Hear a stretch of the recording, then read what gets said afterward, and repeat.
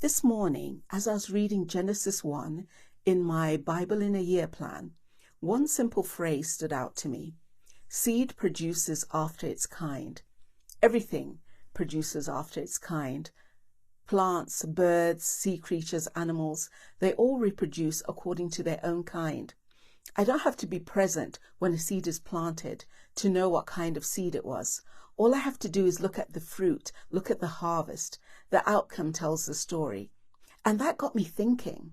As we stand at the beginning of a new year, this is the perfect moment to reverse engineer your year.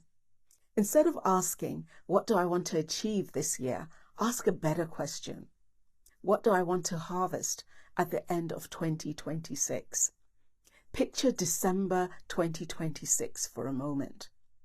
What do you want your life to look like in your spiritual life, your physical health, your intellectual life, that's your career, your business, your finances, relationships? Because whatever you harvest then will be the result of the seeds you plant now. Let's break it down into 3 steps. Step 1, decide what seeds you need to plant. Clarity always comes first. If you want a harvest in a particular area, you must name the seed. Take relationships as an example. Do you want to deepen relationships with specific people? Do you want to become better at relating in general? Are you a team leader, for instance, wanting stronger trust within your team?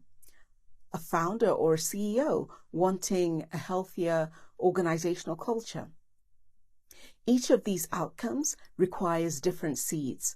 Healthy relationships don't grow by accident. They grow in environments marked by trust, communication, honesty, openness, shared vision, and time. The Bible puts it like this in the book of Amos. How can 2 walk together unless they are in agreement? Now, agreement does not mean sameness. It means alignment at the level required for the relationship to function well.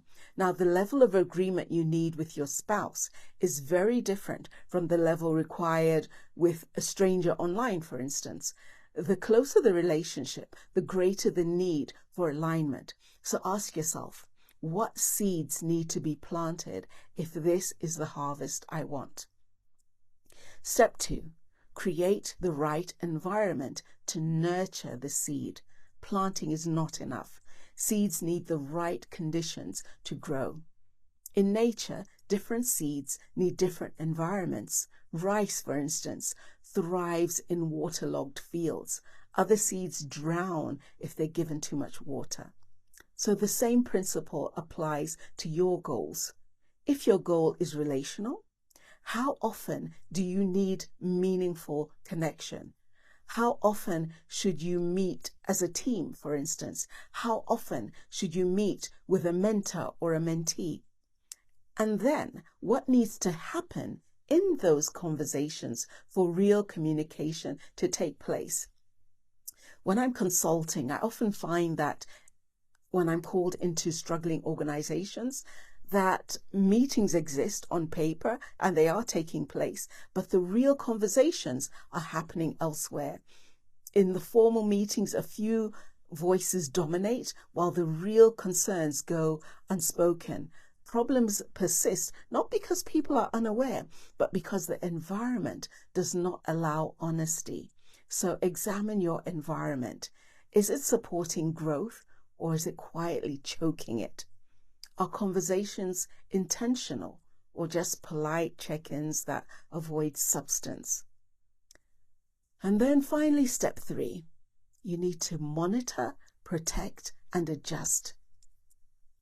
For healthy growth to occur, you need to continually inspect your fields.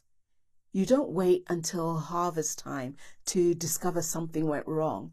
You monitor regularly, you evaluate honestly, and you adjust early, and you protect your seeds. You know, you have to protect from pests. Distraction is one of the most destructive pests of our time. You can have a whole family in one room and still be completely disconnected. Everyone is present, yet everyone is elsewhere. Sometimes protection looks very practical, like no phones at the dinner table, eating meals together intentionally, creating space for real conversation, not just structural exchange. Structure protects what matters. So bring it all together. As you step into 2026, I want to leave you with 3 questions. What do you want to harvest at the end of this year? What seeds must you plant now to make that harvest inevitable? What environment will best nurture those seeds, and how will you monitor progress? Growth is rarely dramatic in the beginning, but it is always predictable when the right seeds are planted in the right conditions. So let me know in the comments, what seed are you committing to plant this year? I'll see you next time.